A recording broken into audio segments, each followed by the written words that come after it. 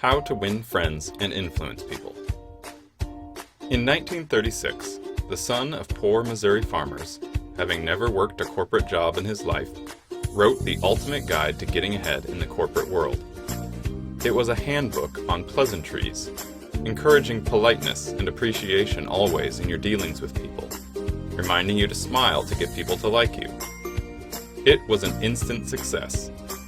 Dale Carnegie's How to Win Friends and Influence People went through 17 editions in its first year publication, selling some 250,000 copies in its first 3 months.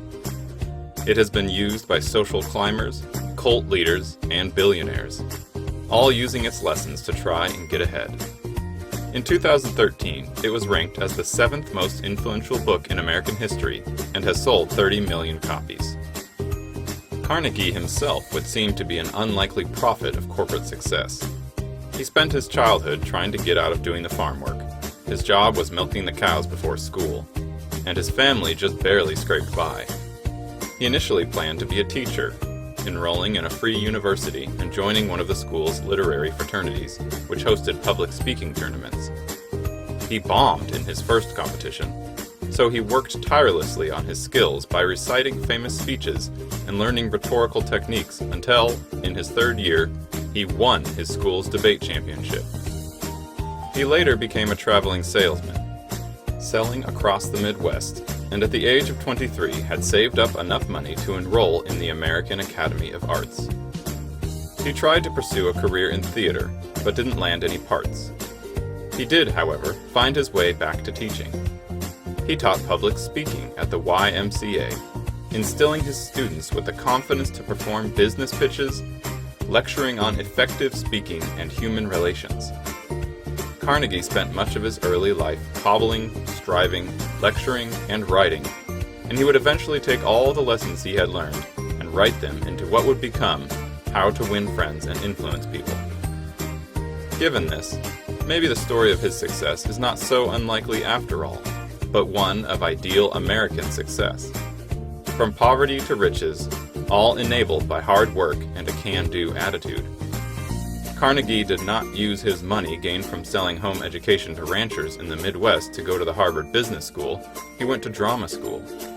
But he used his drama school education and experience from selling and public speaking to write a book that every Harvard Business School student wanted to buy. Carnegie's book covers 4 major sections, which can be summed up as handling people, making people like you, persuading people to your ideas, and leading people. The great philosophy behind most of the ideas that Carnegie proposes is simple. If you are nice to people, they will be nice to you. And Carnegie seems to suggest this niceness is mostly shown through flattery and pleasantries, which constitute many of the ideas of his book. From one of the beginning lessons to not criticize, condemn, or complain to make yourself likable, to the ending lessons of using praise and encouragement always as a leader, the book is a guide to politeness and manners. The wisdom of this approach is shown in the fact that Carnegie was mostly writing to an audience of men. In the 1930s, the greater part of corporate America would have been constituted by men, and Carnegie believed that their socialization was hampering their success. Carnegie saw that men were socialized to think that being loud, brutish, and aggressive was the key to advancement. Whereas, in fact, most people simply wanted to be treated well. So to fix this problem, the book encourages its male audience to smile, be a good listener, and show respect for other people's opinions. Advocating for what we would nowadays term emotional intelligence forms the basis of the book's approach. The first section on how to handle people encourages the reader to show appreciation and to always avoid open criticism. Criticism is, according to Carnegie, dangerous because it wounds a person's precious pride, hurts his sense of importance, and arouses resentment, and should therefore never be used. The second section covers getting people to like you, and Carnegie contends that getting people interested in you is all about them. Be sure to remember someone's name, the sweetest and most important sound in any language, and repeat it to them often. Listen to them, talk in terms of their interests, and make them feel important, Carnegie instructs. The third, longest section of the book covers persuading people to your side of an argument. The key here, as everywhere in the book, is about egos and flattery. Let the other person speak most. Couch proposals according to their ideas. Never tell them they are wrong directly. To influence people, Carnegie claims, you can only talk about what they want and show them how to get it. The final section of the book covers leadership, or how to change people without giving offense or arousing resentment. The key message here, as elsewhere in the book, is to cater to the egos of those you want to influence.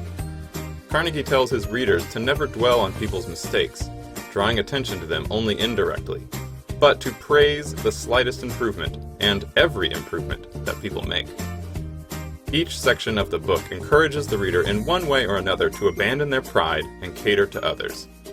Admit readily to your own mistakes, but avoid calling out others, and that this will ultimately bring them success. Aside from his experience in public speaking, Carnegie supports his advice by drawing on the stories and achievements of great men like Benjamin Franklin and Abraham Lincoln. He writes that true leaders tread softly. They ask questions and never bark orders. They are self-effacing and encouraging and never imperious or cruel. To further convince his readers, Carnegie went to the tops of 1930s American society to interview scores of the wealthy and powerful. He interviewed people like Thomas Edison and Franklin D. Roosevelt to add to his book their lessons in interacting with people. All were well-chosen and successful American examples that found their way into the book to convince readers of Carnegie's wisdom, with impressive results. One of the other persistent features of Carnegie's writing is its potentially surprising optimism. The book was written in 1936, when America, along with much of the rest of the world, was deep in the mire of the Great Depression. Jobs were scarce, and the few who had jobs were desperate to hang on to them. This goes some way to explaining the success of Carnegie's book, as people sought to gain an interpersonal edge over others, but doesn't seem to account for Carnegie's style.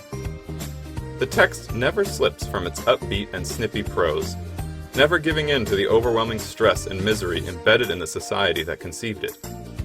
It does not read as if it were written in a dire moment, and never, in fact, acknowledges that it was in one at all. It is a very happy book. Like Carnegie's own credentials for writing the book, this seems a contradiction, but a very American contradiction. In the face of the drudgery of the Great Depression, one of the most popular books of the age is one of unbreaking optimism because, in the words of the Saturday Evening Post in 1937, it sells them hope. This optimism was not simply a rhetorical device of Carnegie's either. He genuinely believed that optimism and positive actions were key to happiness in life. Carnegie often cited a late 18th century school of psychologists and religious leaders who believed in what they called New Thought, the basis of which was that mental grit and determination could overcome all obstacles. This manifests in Carnegie's book, for example, when he encourages people to smile to make themselves happy. Act as if you were already happy, and that will tend to make you happy.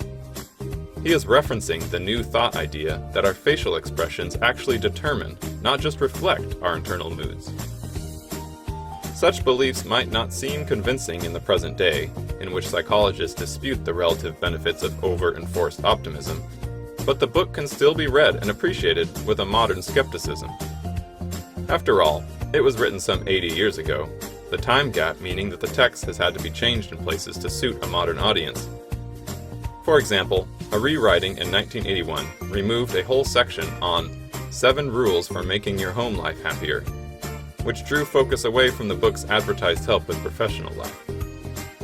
For some, no rewriting will help to make the book more useful. For women, the book teaches almost precisely the opposite lessons of modern business school advice. Whilst Carnegie encourages his readers to be a good listener and encourage others to talk about themselves, most prospective businesswomen today are encouraged instead to speak up and make their voice heard to get ahead, due to evidence that men interrupt or speak over their female colleagues to an alarming degree. So, the book is showing its age in some respects. As we talked about before, the book was written for an audience of mostly men. Yet the book retains its popularity, still selling copies to the tune of hundreds of thousands a year.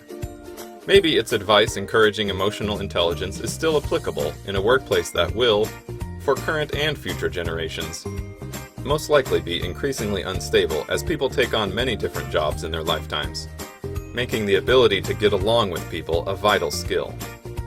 Or maybe it is the book's lasting imprint upon culture. The book has been referenced in episodes of popular TV shows such as Cheers and Supernatural, and the billionaire Warren Buffett credits a course he took based on the book for his success, keeping his diploma from the course on his office wall to this day.